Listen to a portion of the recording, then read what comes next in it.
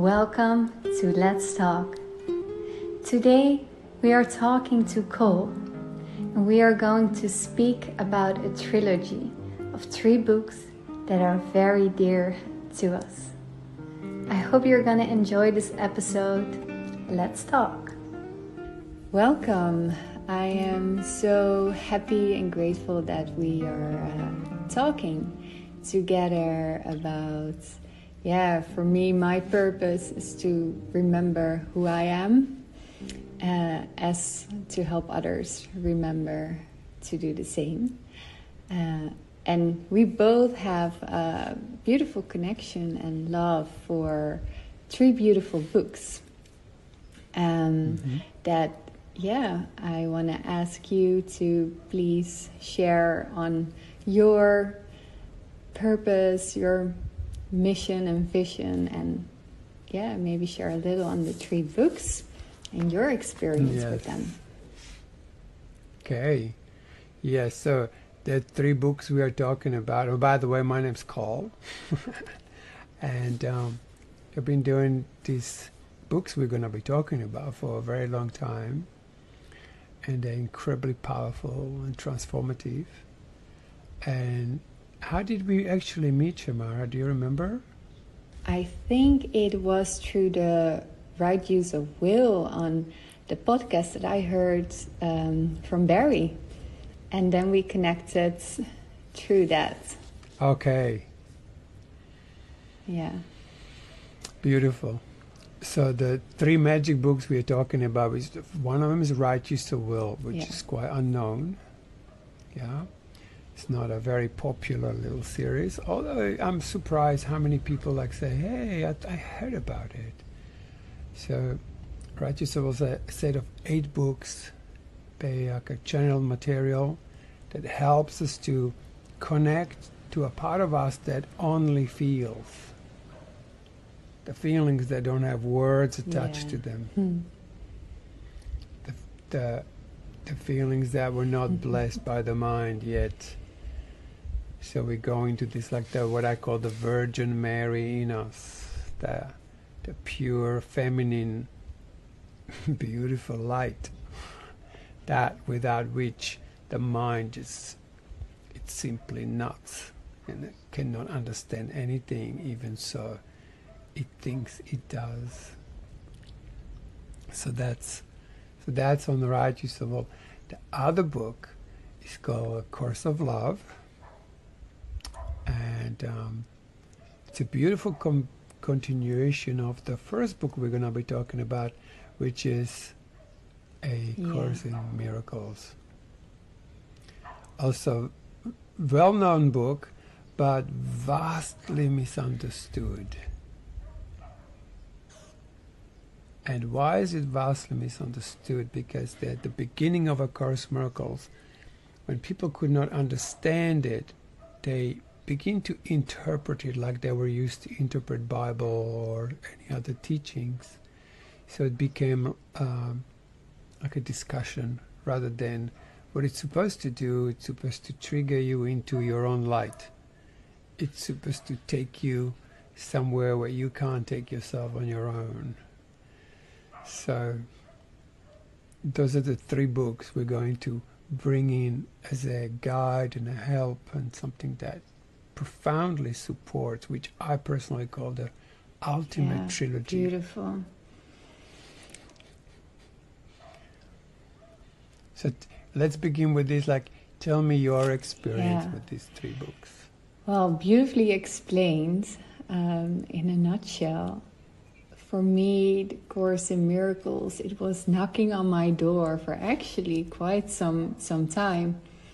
I heard it everywhere. People were asking me, "Oh, are you reading the Course of Love or the Course in Miracles?"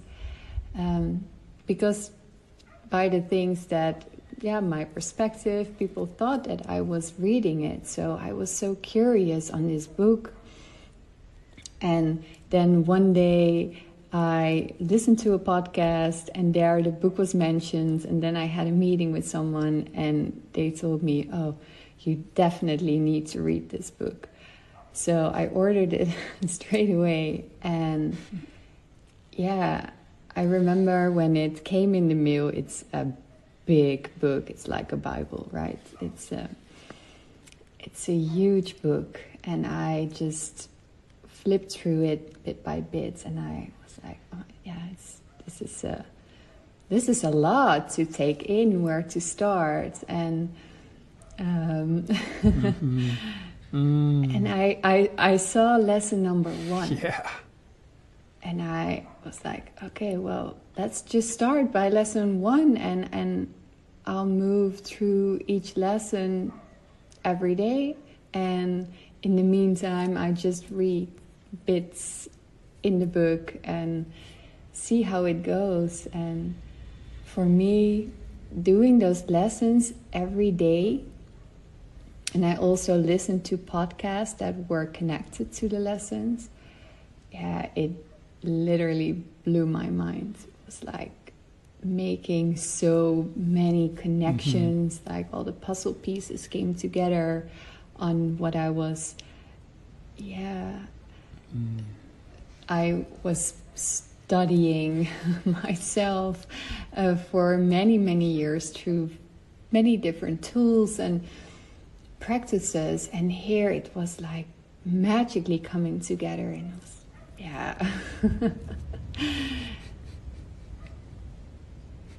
Yeah, it's beautiful. Like when you speak about it, I can virtually feel that light in you that inspired you, or that got inspired through this book. And that is the purpose of Course in Miracles, particularly to ignite the genuine light in you, the genuine where it comes from within, the kingdom of heaven's within us. And it's like all it does, it's just pointing to the kingdom. It's like, no, that's not the kingdom. Oh, no, that's not the kingdom either. And then suddenly something appears and you go like, oh my God. Yeah. Right? And suddenly it begins to reverberate and help us even to dislodge more constructs that we have about God and about what Holy Spirit is and what salvation means and all this. Actually, we should address the fact that it has this Christian terminology, which is just a major challenge to kind of overcome. But that's so perfect, because eventually every single word, including word God or Jesus or salvation, changes into an experience. Like, instead of having projection of what God is, suddenly you go like, oh my God, exactly like that's where that word comes from. It's like, oh my God, I'm connecting. I'm having a relationship with this everythingness of life. That's definitely right? The word God. At first, when I opened the book, I was like, okay, this is, my concept of God, universe, or higher self, or whatever you want to call it, whatever resonates. But I noticed that it touched something inside of me that I wasn't aware of before. And it completely made me, in some way fall in love with that presence. And instead of it being a concept, it was an experience. Exactly. Let me jump into that straight away, because the most important part in A Course in Miracles is a seek only the experience, and do not let theology take over, or it says, do not let theology to delay you. And that is like, it constantly, every sentence is doing nothing but reminding you of the truth, which is obviously not a sentence of some kind or something like, oh, now I know. It becomes this inner awakening that something within ourselves that wasn't there clearly before is suddenly clearly there, right? Yes. Am I speaking to it? Yes, that was definitely it for me. It was this growing thing inside of me in a way that, it's words will never explain the experience. It has this feeling, this exactly experience to it that really, that really transforms your being, your perspective, your relationship with yourself, as with everything else, right? So, it to me it's some kind of magic, actually. Yeah. It is. It is magical. Yeah, it is the miracle.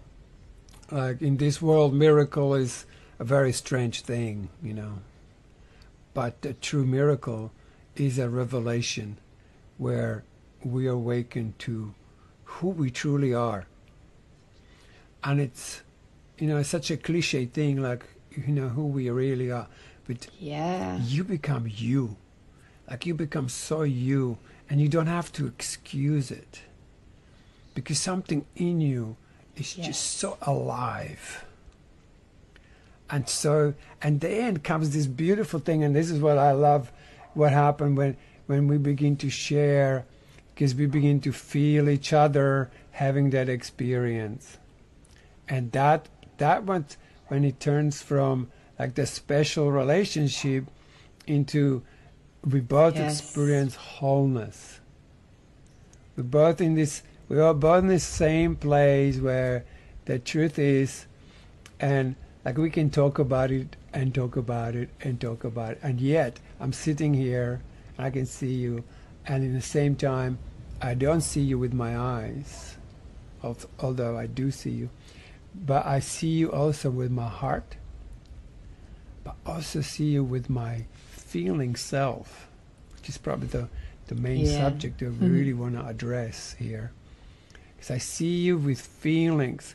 I call it like, I made up a word because I don't find a word for it, but I call it like the imagery, because it's like a feeling image that's not an image. But it's so tangible, isn't it? It's so tangible. And then in that place we begin to unite.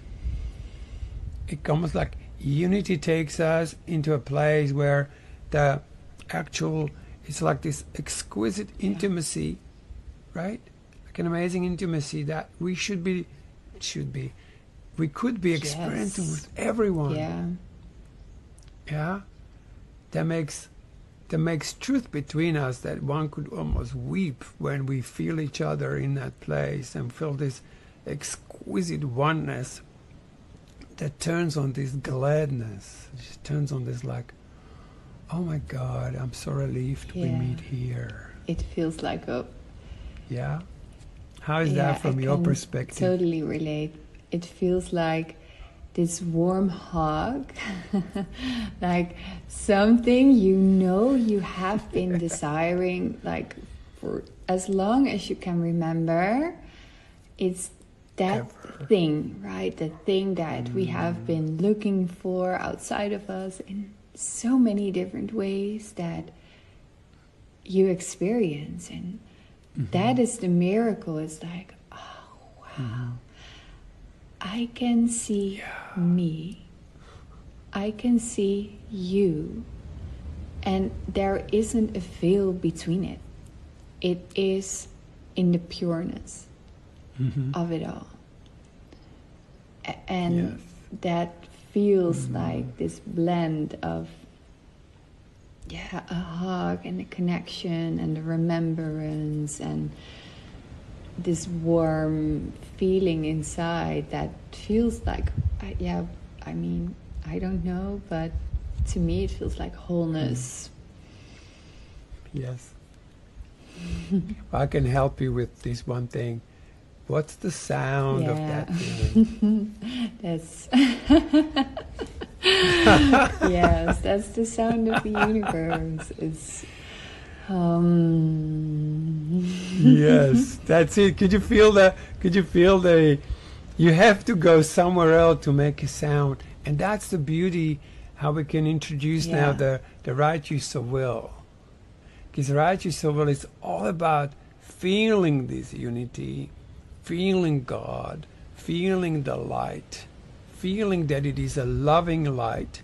It's not some kind of bright light that's kind of above it all, but it's a light that joins everything, even here, makes the human and the divine as no different.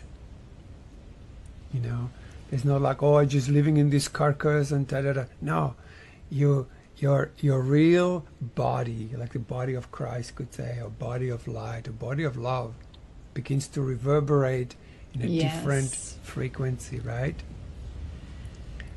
And would you have find it difficult to actually make a sound? To me, that was that was where your podcast was like, oh my God, this was like this missing piece.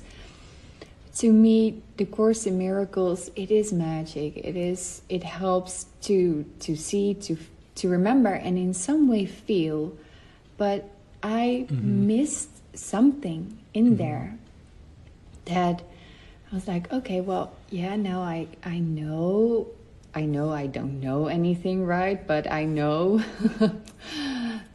And how am I going to walk this earth? How am I going to work with all parts? And that was where there was this spiritual connection.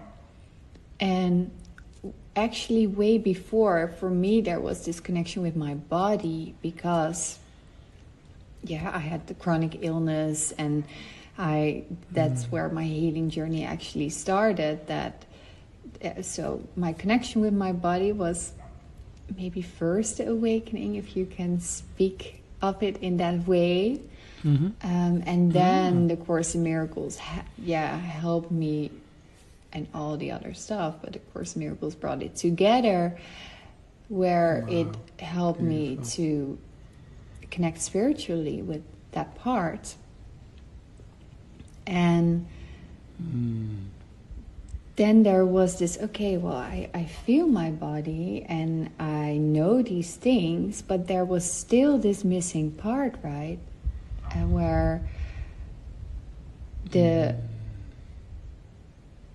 I actually, if I look at it now, and if I'm honest, then I think I made like this spiritual bypass with the Course in Miracles in some way, that I felt and I knew, like, I am the light of this world, right? I am, as is everyone else, and I feel it. But there is more.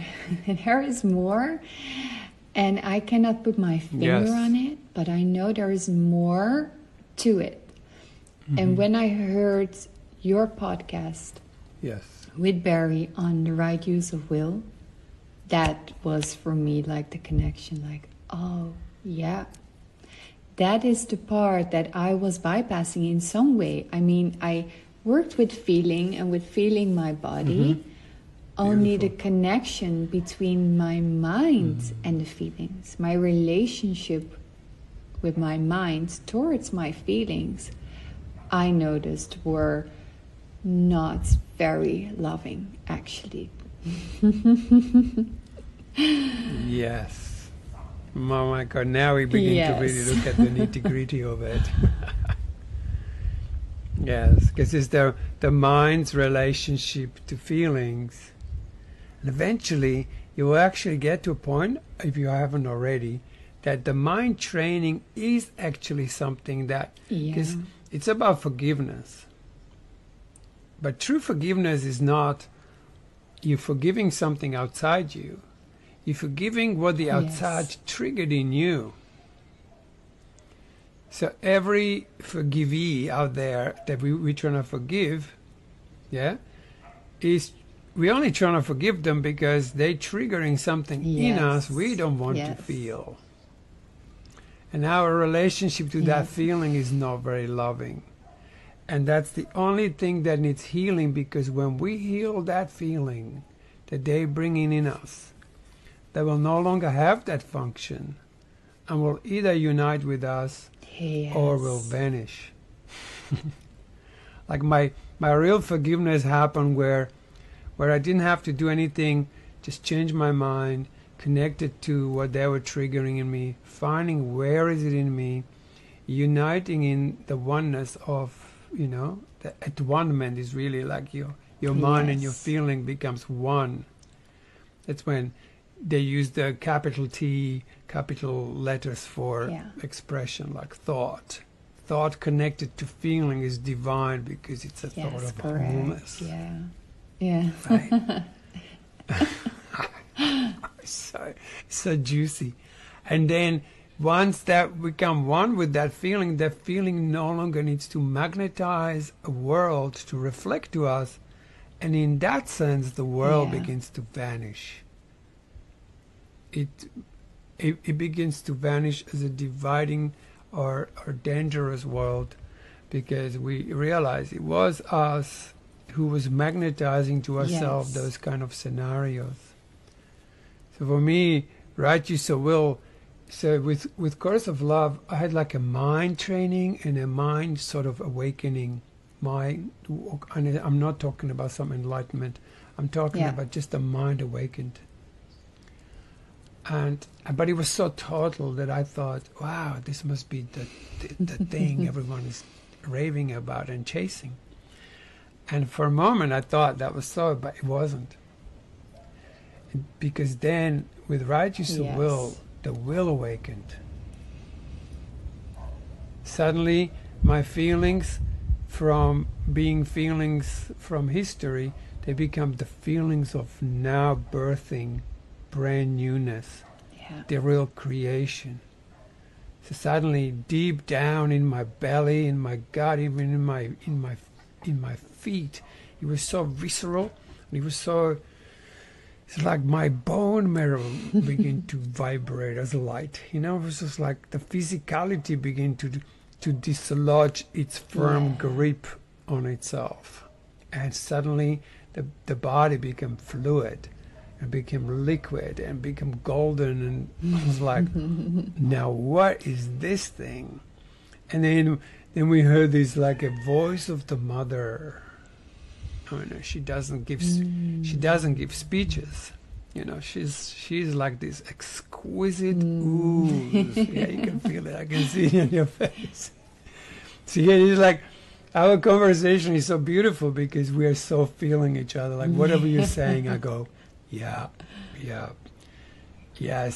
So it becomes that what we talk about, like becomes the experience, which then teaches us, like something new, like a revelation, something reveals ourselves to where wasn't there before, and it's that which teaches us, not our mind telling us another story, but it's that unspeakable truth and the lightening within. That's all it is. It's not to be enlightened and then walk this earth and pray and preach. It's about in this quiet recognition that as I am one with myself, so is everything else. There is one of the biggest things that happens with the Course in Miracles that says, teach only love, for that is what you are. So people learn the Course in Miracles and they begin to teach it. Rather than like teach only love, just be this love. We could be just sitting here talking about, I don't know, anything, but eventually that experience begins to seep through. It just touches everything at all times, doesn't it? To me, when I started reading The Right Use of Will, I cried for at least an hour. I cried. I was I could finally understand the disconnection I've experienced, and that it was all within. It was all me suppressing, denying, neglecting my feelings. And I was like, oh my God, it was me, it is me. And even though I realized it is me in the Course in Miracles, this was realizing it in the feminine, which then I could finally love the feminine, like without the judgment, without the... I mean, I grew up in a world where I thought it was a curse that I was a woman, actually, because I felt there was no room for all of me, and I did not learn that, to look at it from another perspective. I really grew up in this masculine energy where, it doesn't matter what you feel, you have to show up 9 to 5, 5 days a week, or maybe 7, even better, or work hard to experience the desires that live within. And this was like dislodging all of that. It really felt like the veil dropped on my mind, judging my feelings and denying them, to like, I understand with the mind that I did this. Yes. And now, because I do, I can shift it. I can be there for me, for that part of me that I wasn't before.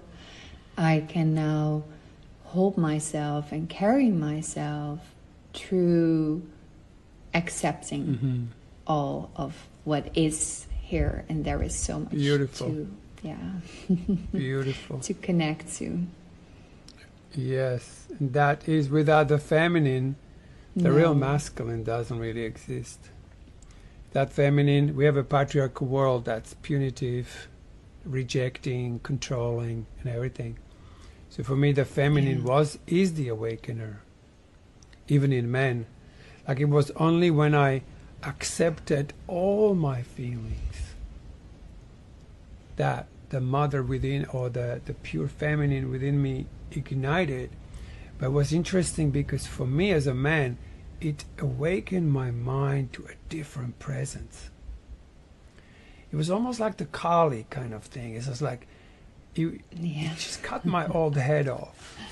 And instead of that old way of thinking, there was a presence in there. When I was going like, what the fuck is this? Yeah.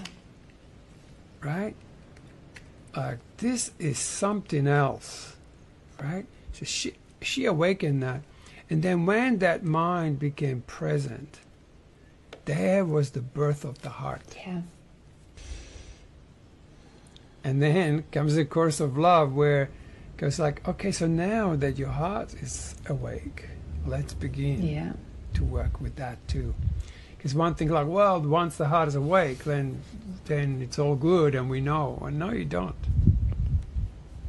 Even so you do, I think there is something there that is so exquisite, that Course of Love takes that awakening of a Christ and gives it further guidance. So because the ego is so entrenched in our body, in our cells, in our everything, we don't even know the grip it has, and it does creep back in. You can have all this awakening, and then within a few years you have this ego giving you a big hug, say like, hey, we did good, hey. And next minute you're walking a funny path. So Course of Love is just like this cherry on the top, you know, like you go through this mind training, then the will awakens, and then comes the heart. But then on top of the heart is like the heart of the heart. It's like a cherry on top. It says like, let me show you that there is a deeper path that we need to undergo, even with the open heart, because also heart holds bitterness. And you have a front of your heart that goes like, hello everyone, here I am, I'm all love. At the back of your heart, there might be lovelessness. And what is your relationship to heartlessness and lovelessness? And then it's just like this awakening to this so-called dark side of the moon, which has never been seen, and you know, the amount of viciousness that's hidden in these dark cornerstones of the heart begin to awaken. So there's a full awakening of the heart, not just the front part or the one that looks good, yeah, or one that looks holy. the one that cannot be judged. Yeah. Yes. And then we realize that we are the sum of all things. This is my realization, that I'm sum of all things. I'm good, I'm bad, I'm ugly, I'm also magnificent. Yes. And I have all of them. I have all of them in me. And I no longer eat from a tree of good and evil, because I have both in me, Yeah. but they're united. So my rage is beautiful. My hatred is delicious. So the dark side becomes that part of the creation that receives light. And that's when it gets really juicy, doesn't it? When suddenly the dark opens up. And actually he says it in the Course in Miracles, like, when you're willing to hide nothing, when we're willing to go like, hey, I'm good, I'm bad, I'm ugly, I'm also magnificent, where the real communication begins, because there is nothing to hide, and that takes us into that holy communion. We're holy communing where everything is seen, and with that comes our true light into the game. And oh my God, that's, to me, is like, oh. And then when I feel it in myself, it's delicious. But my God, when I feel it with a brother or sister, holy cow indeed, you know. That's when it's like, now I no longer just have an experience that I can talk about, but I have an experience I can share, and I can feel in the others that they get me without me talking about it. And I get them. Like, I can just look at you and I'm going like, yep, yes. That's that place. You recognize. Right? Yeah. Yes. You recognize the oneness, and you just become indescribably happy. Yeah, accepting all colors, all flavors, all parts. Yeah. But I must say, you know, we're talking about the ultimate trilogy, but I have to say that all of this, the books, are kind of like internal journeys. And I feel very fortunate that I encountered the work of David Data. And what David Data did for me, he took all this into practices and said, okay, now stand in front of a woman as a man and walk your talk. Get your reflection. Get your 100% reflection, you know. Are we truly uniting? Or do you have a little reflection for me where I'm blind? Where I can't see even so I think I do? And that's the holy relationship, when a man has enough gut to stand in front of a woman and say, okay, how does it feel on your side? Yeah. And you're capable of saying, I'll show you the feeling, and then I get the feeling. I don't get necessarily the verbal. Verbal is beautiful too. But when I get you through showing me the feeling where you ooze it. Yes. Because feelings don't talk, right? Mind, thoughts have words. Feelings don't have words. Feelings have ooze, radiance, and they express through sound and vibration. And if my feelings are vibrating, I can hear you. When your feelings are vibrating, you can hear me. And we're speaking in the language of Lemurians, where there was no words. There was only this empathic communication of feelings, where I feel something and you go, yep. And then I feel that you feel it. And then you feel it that I feel it.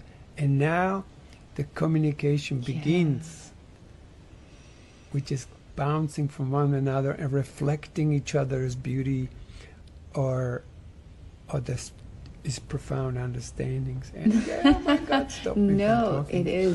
It is beautiful as well that you called about the Lemurians, and because to me we live in a world where it is mostly from the mind, and from the yang, from the talk, from the masculine, and I believe we, of course, we need to embody and embrace all parts, but we are in so much need, or we can use the divine feminine, more space, more sound, more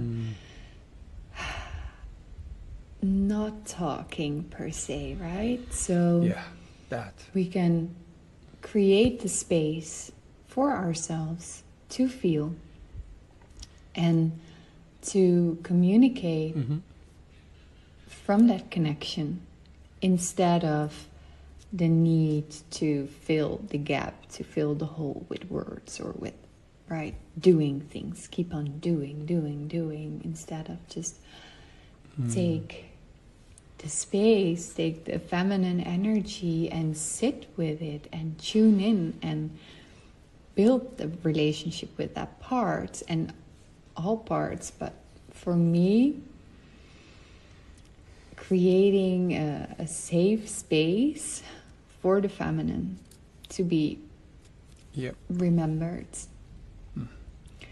where shame and guilt can dissolve,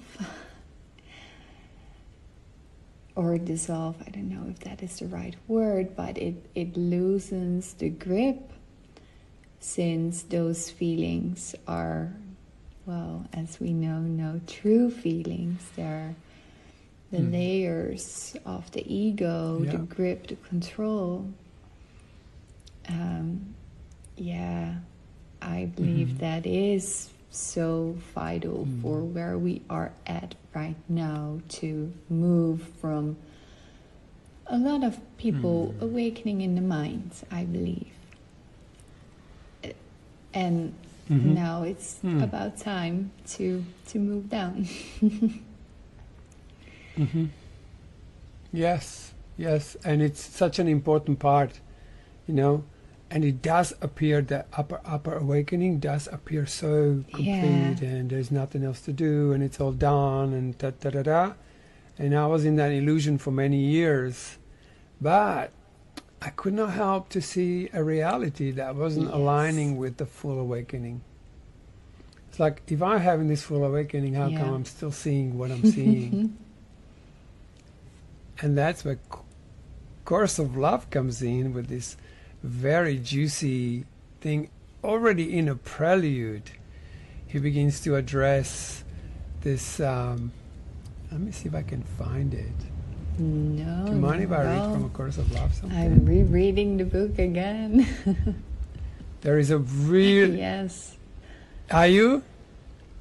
I know, me too. We're actually now translating it into officially translating it into Czech language, which is my original language. And oh God, what a journey that is. But let me just find this one section, which is really beautiful. It's from Prelude, and it says, "Oh, child of God, you have no need to try at all. You need to not be burdened or grow tired or weary. You who want to accomplish much good in the world, realize that only you can be accomplished. You are here to awaken from your slumber." Watch this. You are here not to awaken to the same world. And that's what happens. You can have an awakening, which is like, wow. But the world is still the same or slightly different. It says, you are here not to awaken to the same world, a world that seems a little more sane than before, but still governed by insanity, a world in which it seemed to possible to help a few others, but certainly not all others, but to awaken to a new world. If all that you see changed within your world is a little less insanity than before, then you have not awakened, but still are caught in a nightmare your ego has made. By choosing to reject yourself, you have chosen to try make sense of the nightmare rather than to awaken from it. This will never work. Well, I know, it's like, what? Okay, now, where's the missing link? That was like, and I read this after reading Course of Love maybe 7 times. I went to the prelude again. I'm going like, whoa. It's powerful. Oh. Yes. Because the old way of thinking created this world we see. And we can't fix it because the cause of it was somewhere else. We can't uncause it, but we can begin to create a new world. And this is all about the creating of the new. And that does not happen with our feelings. And particularly the virgin feelings, the Virgin Mary in us is part of ourselves that has feeling that has not been named yet. Like if you say, oh, I'm feeling this and that, well, that's your old feelings that you think you know. But the virgin feelings are the ones you have not met yet. It's new. And they don't come easy, because unless that masculine presence, even in a woman, is awakened to a point where she no longer sees the patriarchal world, because her mind is no longer patriarchal.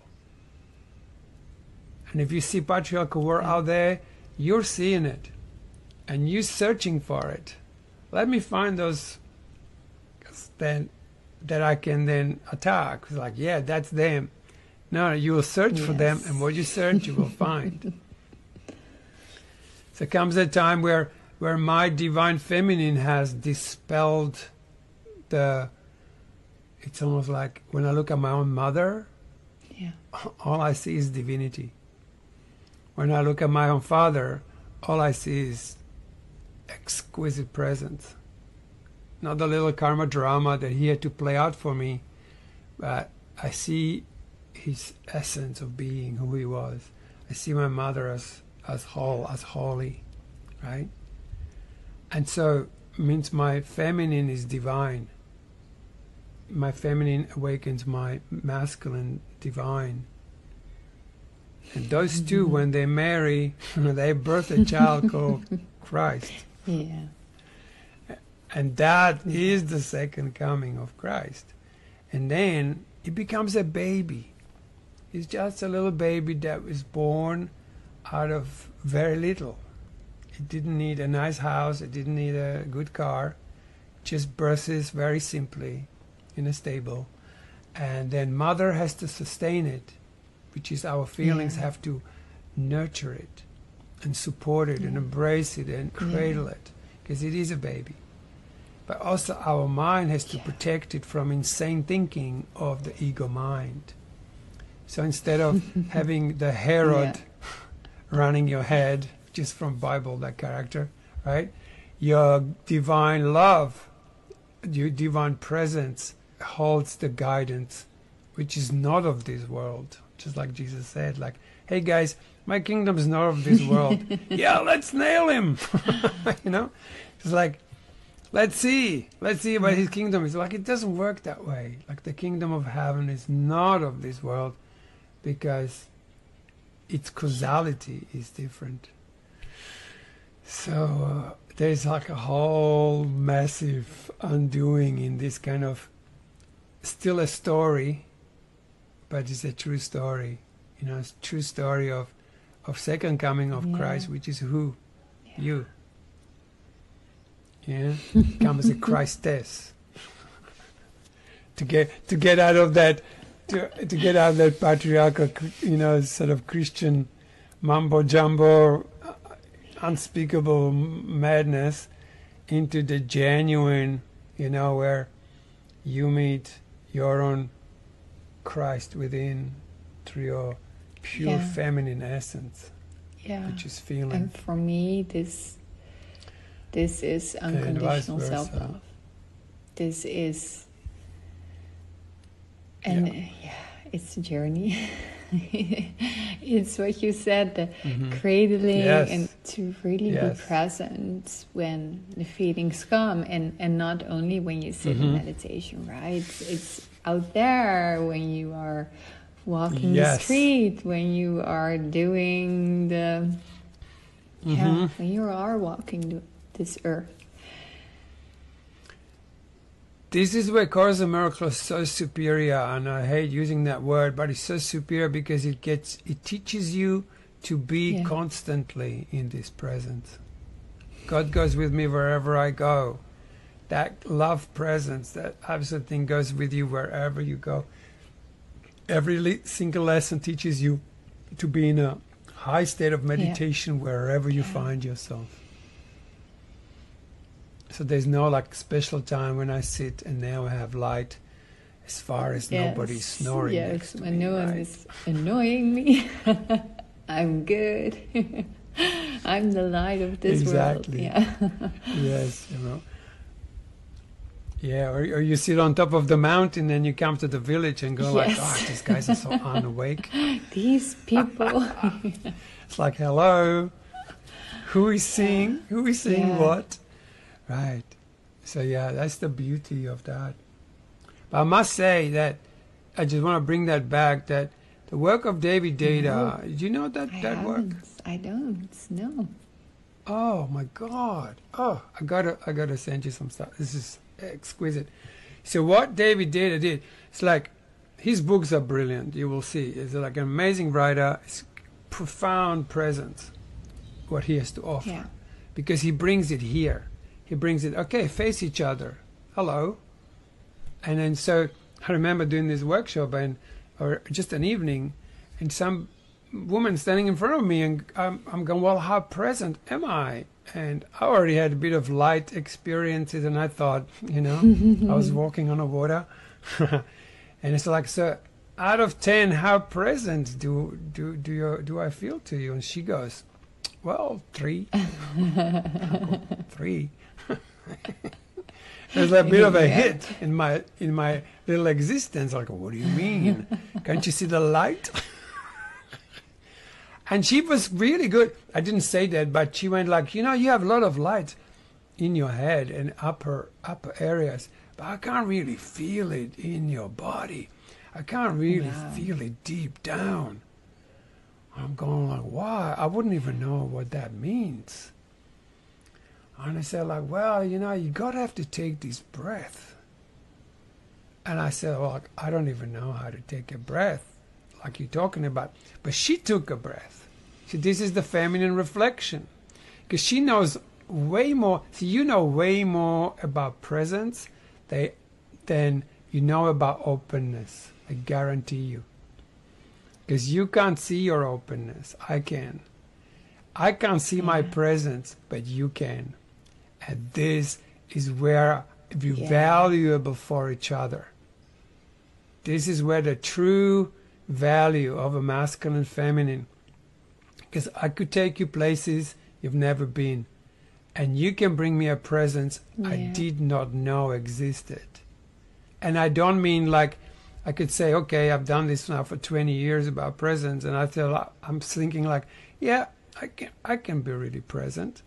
You can take me next level, right? Because there is always a little blind spot that a man can't see because he can't see himself. And same with the opening. And so this woman took this breath, and I went, oh, you mean like, you mean like this? And as soon as I did it, she like lit up. And she goes, now that's 9. And I go, wow. This is a quantum work. This took me from place where I thought I'm going to have to study now presence or something, to a direct being right there And then beauty about it is, thank you for the practice, and you move to the next partner. So I move to the next partner, and I take a deep breath. And I go, how present, and she goes, oh my God, right? I was like, oh.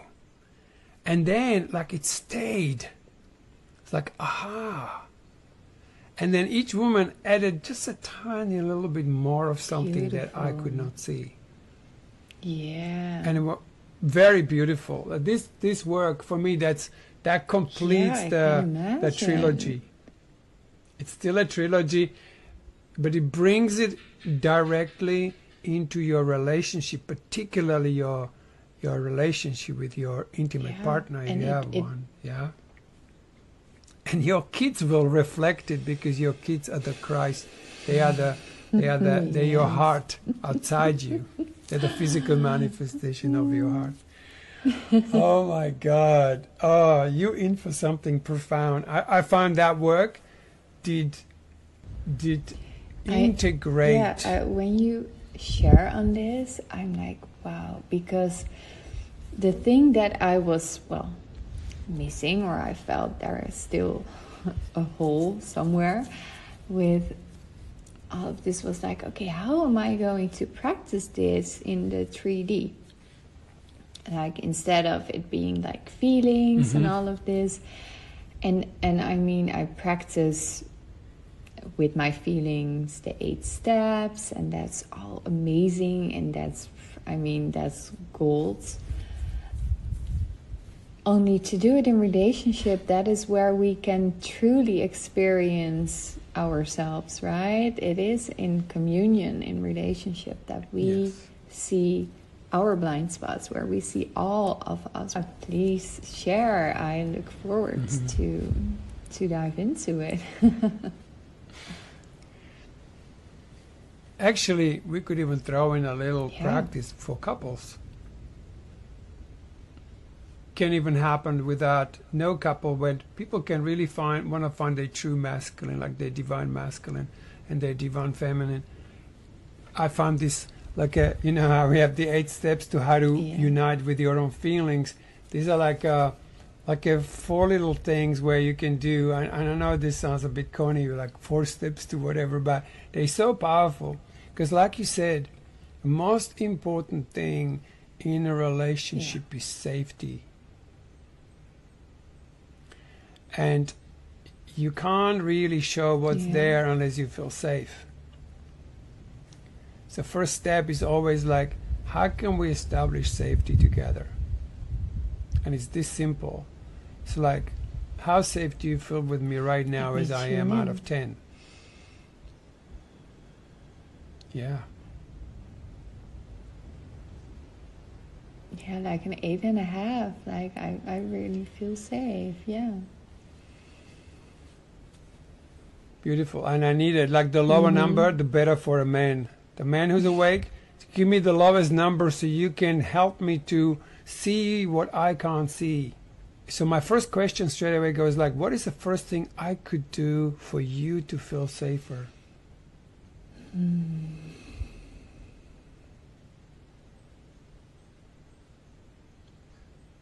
Yeah, maybe it is taking an extra breath.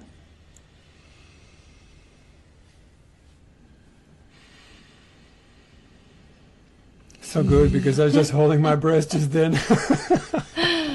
Yeah. Yes. And what happens as soon as you feel it, you say, oh, that's 9. Like, you got to give the man, because he's going to now, as a man, I'm going to search. What's this thing that's... Because I do want you to feel safe. Even so we hardly know each other, but I want you to feel safe, because I know what it brings. It dismantles the blocks to love's presence. Right? It opens up the channels beyond our imaginings, right?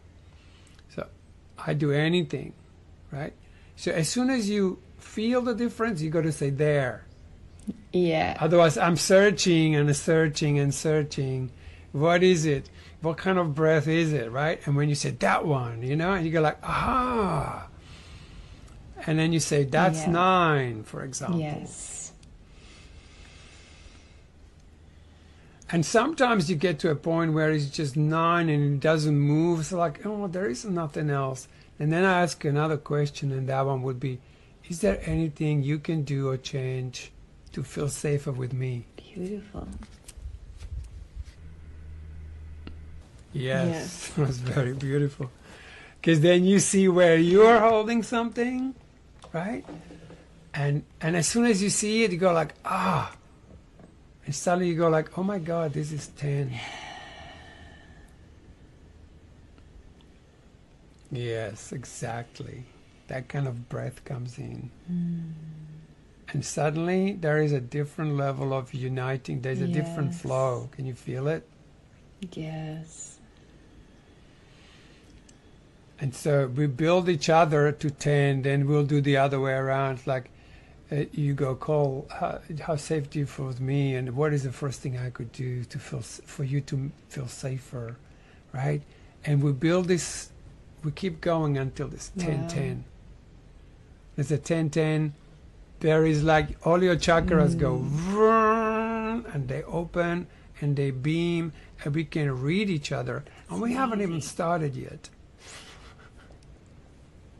It's amazing. Try with your partner. You're going to be blown away. And don't be surprised when men often say they feel less safer than women. Yeah. When I do couples, they often go like, how safe? I go, 1. They're so shy. It's like, stay there. This is really good. This is exactly what we need. Because masculine, if it goes deep enough, it's terrified of feminine.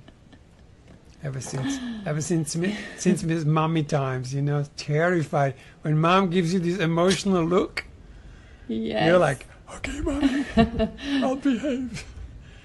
Father, he can smack you and go like, oh, God, that hurt. But when Mom pulls this emotional kind of like, that gives you that look. That's painful, right? That's atomic bomb.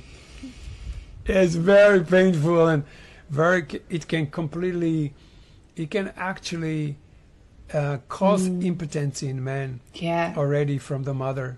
He will lock some energies in himself where he will never be able to function sexually properly. Because the safety from the mom, that's not there. Yes. So this is what you can start building, so the safety becomes again. So you're no longer protecting and you're no longer contracting. The next one is trust, which is very similar process. How much do you trust me? Let's say you say 6. What is the first thing I need to do? And you say, well, you have to shut up for a moment or something. The trust comes in. So we build trust. I just want to do this fast. The next thing is very powerful. And that one is presence for men and openness for women. So I'll ask you, how present do I feel for you? Just shoot the number. 9. Yeah. 9. What's the first thing I need to do? Be 10. Take another breath. Super deep. Yes. And as soon as I take it, and even you, because it's truth, it's true. So you're helping me to go, oh gosh, I'm not really breathing deeply enough, right? And then you go, and then the woman goes like, what do I need to do to be more open? What do I need to do to be more open? Yeah.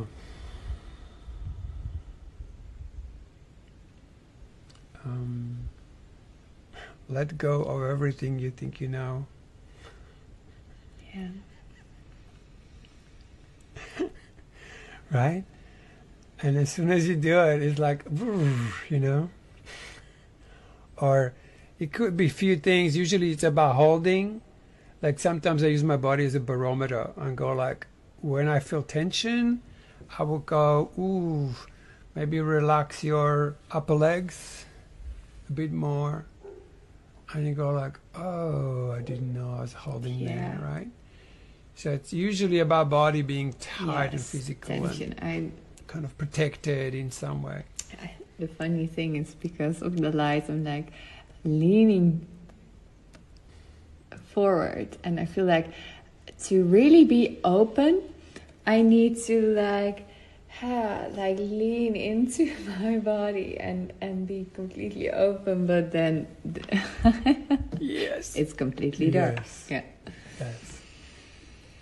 Beautiful. So can you see that's how we develop? You help him with his presence and he helps you with the openness. Yeah.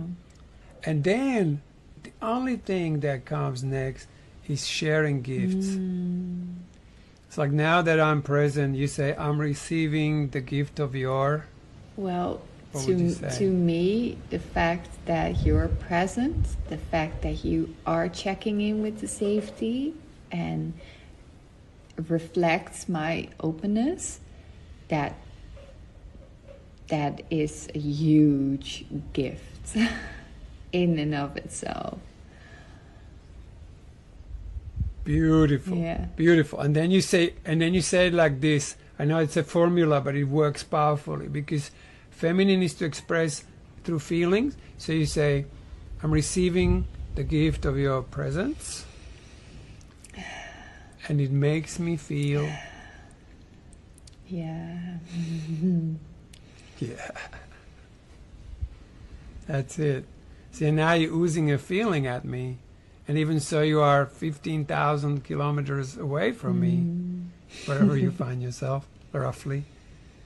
It feels like I fully get that feeling, a wash over me, which then increases my presence, because I have something to be present for. How beautiful, huh? And then it's my turn.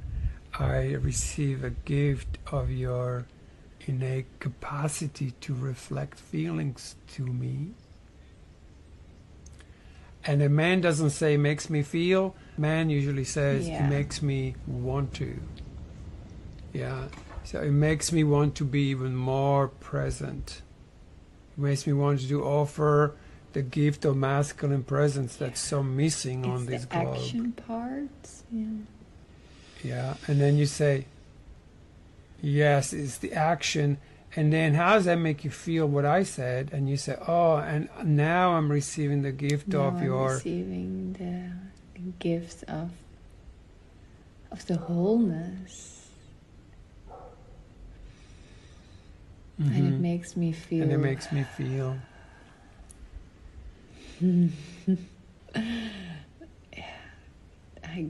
I can completely enjoy the here and the now, the energies. Yeah. Yes. And I can only say, because this is a podcast, I can only say that your face completely shapeshifted and your radiance not tripled but quadrupled on steroids. And like in 10 minutes, and I've pushed it and reduced it to this like a quick practice. But this, well established and well practiced, will increase relationship and intimacy to a level unheard of. I can only yes. Yeah. Yes. And this can beautifully happen between everyone. And this is how we create this holy relationship, or relationships of wholeness with all of us, so we can be fully transparent. And man can bring their gift as the masculine presence they are. A woman can bless it with their radiance and receptivity to this presence. So we're actually calling this like a God and his love. The man becomes a God presence, but woman becomes his love, his muse, his reflection. Yeah, where there is a completion, when there's a real wholeness. So the man is not just dissociated in his little light that he thinks he has in his head somewhere, like, oh, my mind's awake, right? Where his feelings do the same to him. When he thinks his thoughts, he's feeling a blessing, those thoughts, or not. Because when he thinks crap, his will goes, see you later. There is no place for me. I am on my way. I'm going to look somewhere where there is some light. Thank you very much. And you can't fool this feminine light. You just can't. No. So this is the body of this is like a quick summary of that body of work that brings this to practice.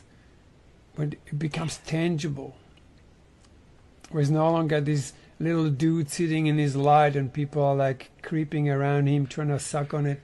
This is where we all awaken to this genuine presence, and we delight in the reflection, no matter how good or bad. It brings this equality straight away.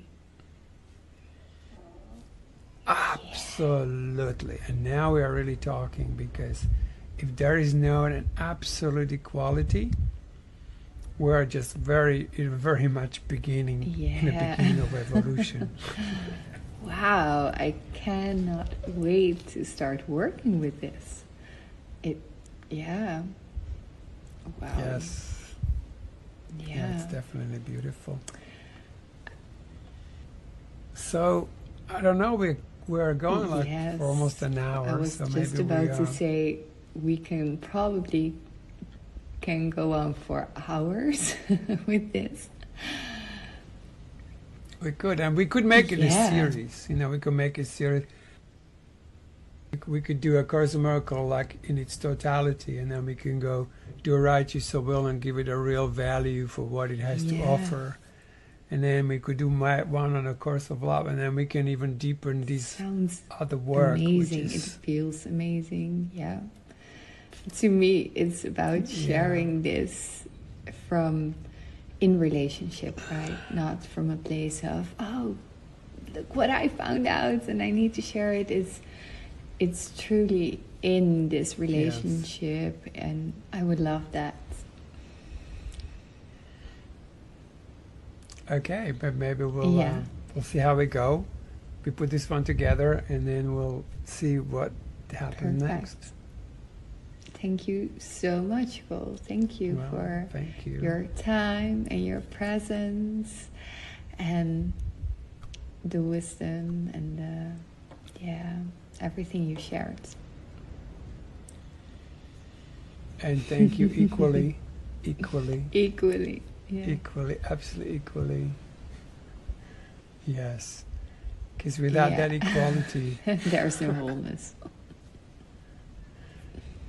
Isn't that beautiful? I mean, it's so beautiful because, people go like, whoa, you can't compare. No, because we have different gifts. But in sharing them, we unite. In putting ourselves above and making something less, we crucified ourselves. We're the one who's hanging on a cross thinking we have achieved something, but hey, God, why have you forsaken me? You did. You've forsaken yourself. Don't go out and tell people the kingdom of God is not of this world, because they will crucify you. Just experience it. Beautiful. Excellent. Thank you so much for this delightful and I know I take over sometimes, but I just so love this. I so love this trilogy, and I have to say I've been priming myself to do this trilogy, but I still am not ready to start recording it, and maybe it's gonna come in different way than I thought, and it could be it. So thanks for this. I so much appreciate your invitation, and I know we've been preparing, and I know you have a little baby or two. One. Well, I know what that's like, so I know how big that is. So I appreciate your finding this time and space and opening this exquisite forum. Well, with all the love inside of me, with all of me, I truly love this and enjoyed this. So, and I would love to plan the next. See how this comes together. Yes, thank you. Thank you, Cole. And Thank you, Shemara. We'll talk soon.